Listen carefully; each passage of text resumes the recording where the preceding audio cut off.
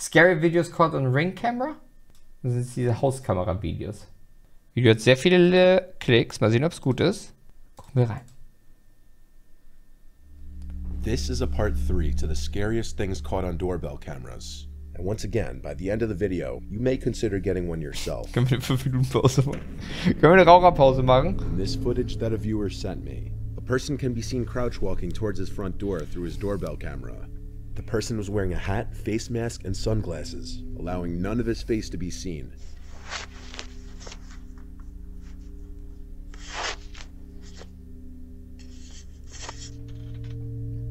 After trying to open the front door and failing, the person starts to fiddle with the doorbell, noticing it's a video doorbell, so he probably tries to take it off.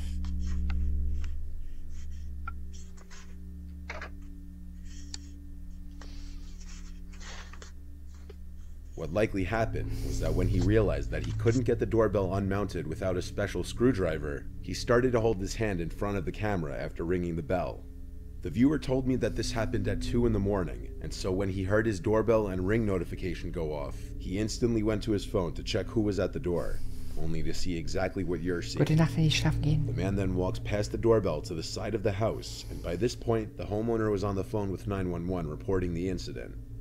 While on the phone with 911, the homeowner heard the doorknob to the side entrance door being fiddled with, and this was a door that he had been known to leave unlocked accidentally from time to time. However, luckily on this night, that wasn't the case.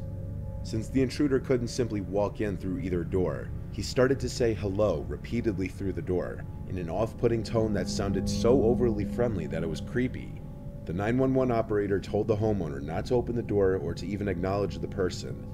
The person would then start to bang on the door for a few moments until seemingly giving up. The police showed up but couldn't help out much based on the video. Later that night, the homeowner received another notification that there was movement at his front door. When he checked the video feed, he couldn't see anyone. He still has no idea who was under that mask and glasses. Ich habe das Gefühl, tatsächlich, das ist ja auch das, was er am Anfang gesagt hat, ne? Dass, wenn man diese Videos sieht, es ist hier nichts Negatives daran, glaube ich, wenn man sich so eine Doorbell-Kamera holt, ne? Ja. Ob jetzt von Ring oder von irgendeiner anderen Firma, aber wenn du ein Haus hast, wo halt jemand das kriegt, es ist doch so oder so gut, wenn du das hast. Ist doch immer besser, als wenn du irgendwie rausgucken musst erstmal. Das stimmt. Deswegen, ich glaube, wenn ich irgendwann mal ein Haus habe, dann würde ich mir auch sowas holen. This following footage was also captured by a viewer's doorbell camera at their old house, which is still active while he tries to sell it. One morning at around 4:30 a.m., his cameras detected a man running from across the street from his neighbor's home, across his front yard, and up to his front door. The man was naked, with one of his hands blocking his privates. Was? Was? Huge man! The footage was caught from 2 angles. He was arrested a short while later by local police, and was apparently high on crystal meth, and he had removed his clothing due to a fear of snakes being inside of his clothes. And he was running around the neighborhood knocking on doors and ringing doorbells yelling for help. Wer kennt's nicht? The neighborhood is reportedly pretty quiet. The homeowner never had any sort of issues before. Ja, der war nackt. In his words, he ran up my front yard onto my front porch and rang the doorbell. For the next minute or so, he was ringing the doorbell and knocking while pacing back and forth. He looked panicked, and his expression drifted from someone in pain to a look of pure crazy, and at one point said he needs help. After that, he ran off back into the night. The guy was picked up by an officer around 5 a.m. not far from his house. And this... Das war weird. Er hat seine Klamotten ausgezogen wegen einer Angst, dass Schlangen da drin sind. Das heißt ja, er hatte Angst, dass Schlangen bereits drin waren. Oder klingt das so wie, er hatte Angst, dass halt die Schlangen hypothetisch reinkommen könnten. Also war es die Angst, ich habe Schlangen in meinen Klamotten, oder wenn ich diese Klamotten anhabe, gibt es die Wahrscheinlichkeit, dass Schlangen reinkommen könnten und ich werde sie dann nicht los. Ja, ich glaube eher das Erste, weil er ist ja dann panisch rumgelaufen und hat um Hilfe gerufen. Ich weiß Aber er hat seine Hand vor seinen Genital gehalten. This footage is why you always check who's at your door before you open it, especially if you have a doorbell camera. If someone who you don't know shows up to your door late at night, don't open it. Unfortunately, in this video, that's exactly what this homeowner did. Around 10 p.m. one night, a suspicious-looking hooded man approaches the front door of a random house rather quickly and aggressively, and he right away tries to open the door. After realizing it's locked, he goes to ring the doorbell. Disappointingly, the homeowner opens the door rather quickly instead of checking who's at his door at this hour first. Das kennen wir, glaube ich, oder? Das kennen wir? Also ich kenne das Video, ja. Kann sein, dass wir es gesehen haben. Doch, da redet er doch gleich mit ihm die ganze Zeit durchs Fenster. Ah, nicht das Fenster. Nee.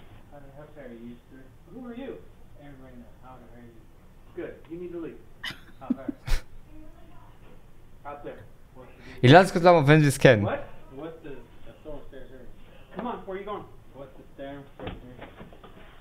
Goodbye, you.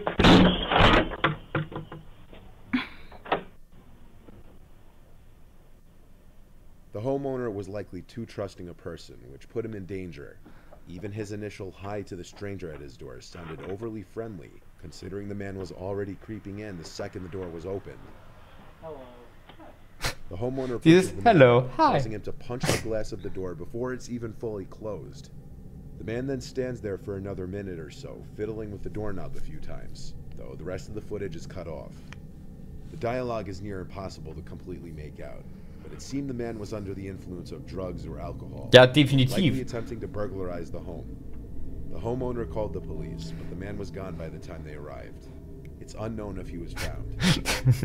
Da steht aber welcome.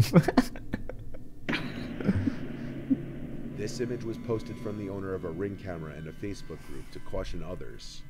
The woman warned in her post to beware a strange man wearing a white mask lurking around the neighborhood after her camera caught him trying to look into her home a little after 10 p.m. one night.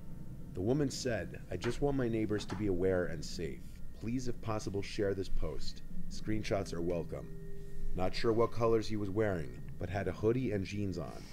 The disturbing picture shows the man in the mask looking Ja gut, ist halt ein Typ, der sich einfach diese Theatermaske geholt hat, ne? Exakt die Maske hatte ich früher auch. But it's also the kind of image that would make you sure as hell grateful that you had one. Neighbors of the woman also reported seeing the man walking around and approached their front doors. Thankfully, no one opened the door to him. On May 1st, 2020, around 9:40 p.m., around the beginning of the COVID lockdown, a 45-year-old dad, Raymond Hawkins, opened the door to who he believed to be a delivery driver dropping off a parcel. Due to new methods of delivery at the time because of COVID, the alleged delivery driver backed away from the front door to supposedly keep his distance and claimed he needed to take a picture of the package at the doorstep, something many delivery drivers must do for more expensive packages.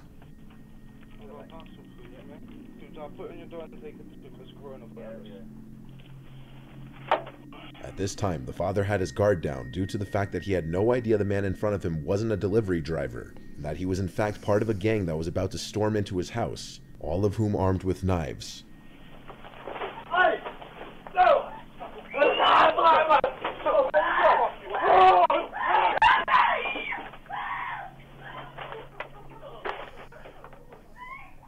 Ich hasse Menschen immer noch.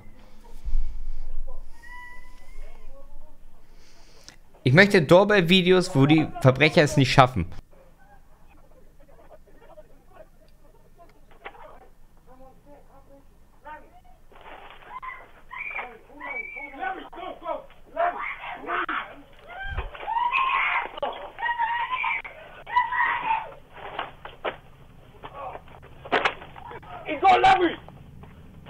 Er hat Larry?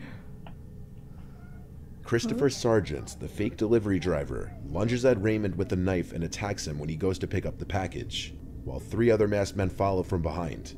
Muffled cries come from the house, as there's a struggle between Raymond, his wife, and the robbers. The robbers are only in the house for a few moments before being seen fleeing the house with thousands of dollars worth of items. Raymond and his son suffered non-life-threatening injuries, while his sons were described to be worse. 2 of the culprits would be arrested, Anthony Lascelles and Christopher Sargent, who were both charged with aggravated burglary and possession of a knife. The other 2 culprits were never found. One thing that can be learned from a lot of these videos is that some people will go to crazy lengths to trick other people. Aber was heißt The major denn, red flag in this Larry? case was that the supposed delivery was taking place at 9:40 p.m., which is way past the time any notable delivery company will deliver packages, usually the latest being 7 p.m. Vielleicht sein Kumpel, der Larry hieß? Ja, aber was heißt denn, er hat Larry? Die haben die Tür zugemacht, vielleicht hatten sie ihn festgenommen. Ist es jetzt so, Anthony und er wurden beide festgenommen, die anderen beiden wurden nie erwischt, weil Larry gar nicht mehr am Leben war. Larry ist einfach schon da drinne. Es war am Anfang, es hat sich einfach so gedreht und dann war es auf einmal so, Larry wollte auch nach draußen und dann kam der Besitzer, der da wohnt und war dann so, ich bin nicht mit dir hier drin gefangen, sondern du mit mir. Übersetzungsfehler, vielleicht ein Übersetzungsfehler, das kann sein. Ich hasse es zu sehen, wenn die damit durchkommen. Ich will, dass danach kommt, sie wurden alle gefasst, die Sachen, die sie geklaut haben, wurden wieder zurückgegeben, sie alle sitzen jetzt im Gefängnis. Und allen geht's gut. Außer den Dieben. Die kriegen täglich Nackenklatsche im Gefängnis. 2020. This was the footage taken by the ring doorbell of a viewer's friend Kayla in a small California town. Kayla was being stalked by her crazy former friend Thomas, who became obsessed with her over time and would constantly express his alleged love for her, despite her telling him numerous times that she didn't feel the same way. The week that this footage was taken, Kayla was bombarded with texts and voicemails from Thomas. And as you can see if you care to pause the video and read some of the texts, it starts with what seems to be Kayla accepting his apology for his behavior. However, as the texts and voicemails just keep coming in, she begins to realize how crazy he may be. What you're about to hear are some audio clips from different voicemails he's left on her phone after she had stopped answering him. Hey, Kayla. Listen, I want to make sure you're not too worried about what happened at the party last week. I had an amazing time, and I think you're goddamn beautiful. And I'm sorry I got so sick. I wanted to come be with you while you were getting ready, and I was just so totally out of it, and I'm sorry. God, I think I might love you, and I'm sorry, and I'm gonna give you some space. I want to be there for you and be there for you, and I can't get... I'm completely delusional, but fuck you, Kayla. You're my queen now. The tree always regrows. Du bist so, ich bin so delusional, aber ganz ehrlich, fick dich, Kayla. Du bist meine Königin jetzt. Der Baum wird immer wieder wachsen. Get you out of my fucking head, and I want to be there for you. God damn it. So fucking god damn it. And all I can do is think of you and want to be with you, and I want to be with you. I want to be your Flynn Rider, and I want to be everything to you. God damn it, babe. You're fucking amazing. You are amazing. You're my knight in shining armor, and I'm so fucking terrified of you. And God, I love you so much. So much. Please call me back. No, I lied. I'm not going to give you some space. I'm sorry. I'm coming over. I know you're up and thinking about me. I'm sorry. I'm fucking, God, I'm not sorry. God, I'm coming over. Fucking, I'm already driving. I've been driving the whole time. God damn it. I'm coming over. Fucking, I'm not going to give you space. I know you called me back. I saw that. Yep, I know you're up thinking about me. God damn it. Oh, God damn it. I'm coming over. One way or another, I'm coming over. Fucking whatever, however, whatever. God, I'm coming over. I'll see ya. I'll be there in like 10 minutes or whatever. I mean, whatever. I'm coming over right now. Damn it. I'll see ya. Bye. I love you. Der hat doch eine psychische Krankheit, oder? Oh, it's a rough road. You, Kayla. I am fucking crazy. God damn it. Fuck you. I'll drive into the field. God damn it. Things like that, huh? Fuck you. Fuck you, Kayla. I am goddamn crazy. I'm crazy for you. God damn it. I'll do it. I'll do it. I'll do it for you. I am crazy. Oh, that one could be a cop. That one could be a cop. We just don't know.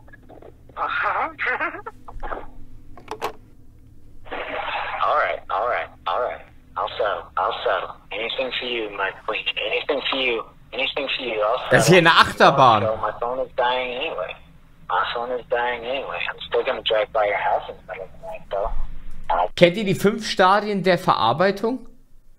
Der geht gerade diese 5 Stadien der Verarbeitung in 5 Nachrichten durch. Von Verleumdung zu Wut, zu Depression, zu Verhandeln, zu Akzeptanz ist er noch nicht. Was zur Hölle? Dare you not to have your blinds open to check. I'm crazy. Maybe you'll never know if I did it. I'll do it.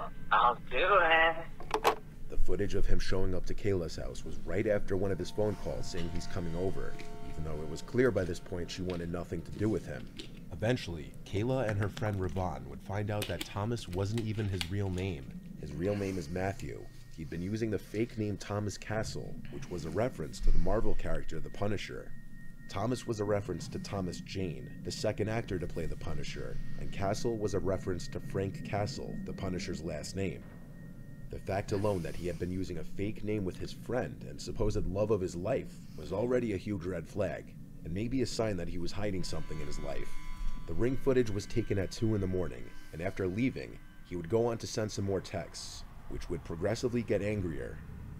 4 days after this footage was taken, Kayla and her friend went to the police and filed for a restraining order. Bei sowas sollte man sofort zur Polizei. A month or so after the restraining order was put into place, Kayla blocked his number and blocked him on social media, and reportedly he basically disappeared from the world, and no one knows where he is now. Ich frag mich,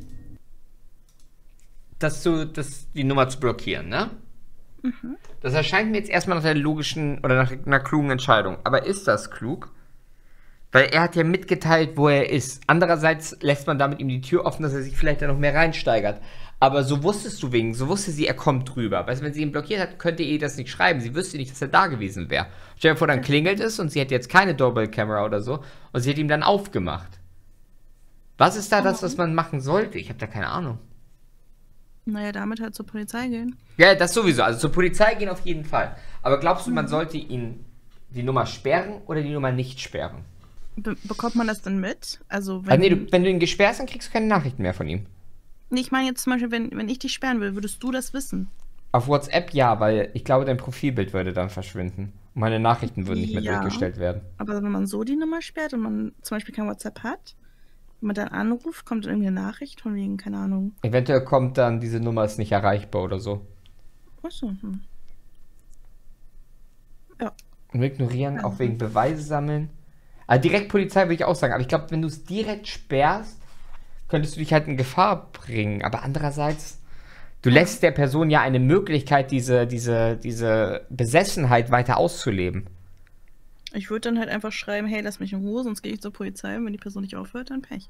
Ich glaube, du solltest nicht drohen. Meinst du? Ich glaube, in dem Moment, wo du halt drohst, könntest du halt in eine Konfliktsituation geraten. Weißt du, dass die Person durchdreht. Weil die Person sieht irgendwie, wow, ich hab diese fanatische Liebe für diese Person und sie droht mir, dass ich ihr nicht mehr näher kommen kann, und dann handle ich am besten jetzt, bevor sie zur Polizei geht. Ja. Deswegen, ich glaube, ich würde zur Polizei gehen, ohne es der Person zu sagen, damit, ne? Mhm. Auf jeden Fall kommst du. Ich würde auch nicht zur Polizei gehen, unbedingt einfach die Polizei anrufen. Schwierig bei sowas, schwierig. Habe ich keinen klugen Tipp. Habe ich leider keinen klugen Tipp. Ich glaube, die Polizei würde auch nicht wirklich helfen. Also anfangs vielleicht. Mhm. Ja, das kann sein. Machen die meisten Frauen aber nicht, weil die Angst haben.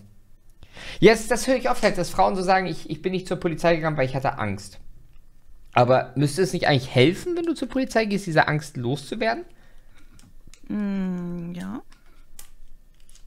Aber sie machen es ja nicht. Ich war noch nie in der Situation. Ich habe einmal die Polizei gerufen, aber wegen was anderem, nicht wegen mir. Ja.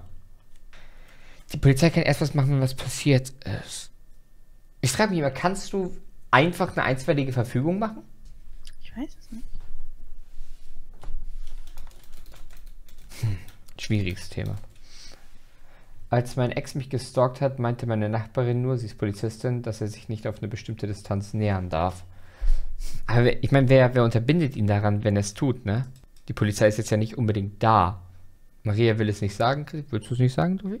Das will ich nicht. Ich kann es erzählen. Mir ist es egal. Willst du es jetzt? Okay, ja, wenn du möchtest. Also es war nur so, ich bin mit der Bahn nach Hause gefahren und ich habe da saß eine Frau mit so einem, heißt das Gips, oder mit so einem Ding am Hals.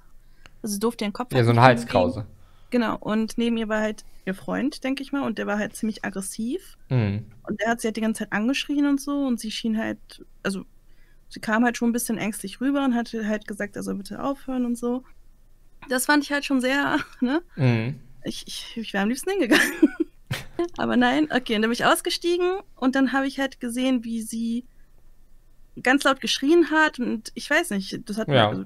ich hatte mir einfach Sorgen gemacht, habe ich die Polizei gerufen und die kam dann auch. Ja. Und sie ist zu mir gekommen, hat sich bedankt, hat aber gesagt, dass er halt auf Bewährung ist und das halt jetzt gerade nicht gut ist, dass die Polizei da ist.